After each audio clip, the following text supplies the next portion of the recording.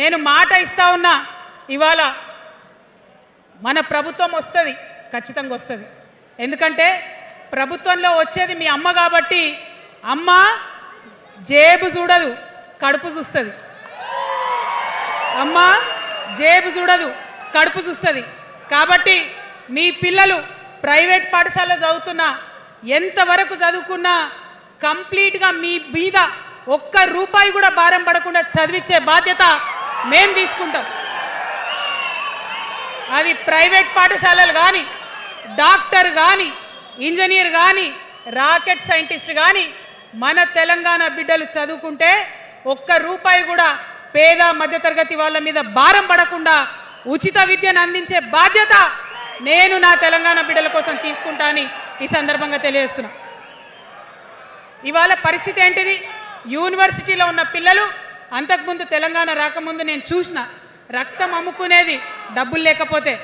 ఇవాళ ఏం చేస్తున్నారు? బావర్చి కాడ గిగ్ వర్కర్ లెక్క గోడ మీద కూర్చొని వెయిట్ చేస్తున్నారు. అవునా కదా? ఎందుకంటే ఆ గిగ్ వర్కర్ చేస్తే అంతో ఇంతో పైసలు వస్తాయి, పేరెంట్స్ మీద ఆధారపడకుండా ఉండొచ్చు అని. మరి యూనివర్సిటీలను పట్టించుకున్నామా? బీఆర్ఎస్లో ఉన్నప్పుడు 10 ఏళ్ళు ఒక్క రూపాయి కూడా ఇవ్వలేదు యూనివర్సిటీకి.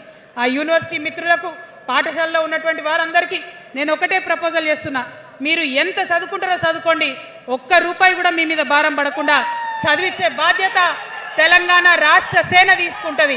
ప్రైవేట్ పాఠశాలలు కూడా బాగుంటాయి, ప్రభుత్వ పాఠశాలలు కూడా బాగుంటాయి, కానీ భారం తల్లిదండ్రుల మీద పడదు.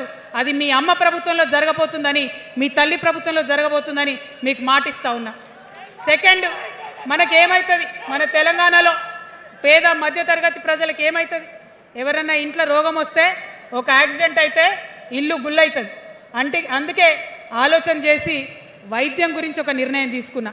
మన రెండో అంశం పాంచజన్యంలో వైద్యం కోసం అనేక అగచాట్లు పడుతున్నారు, అనేక ఇబ్బందులు పడుతూ ఉన్నారు.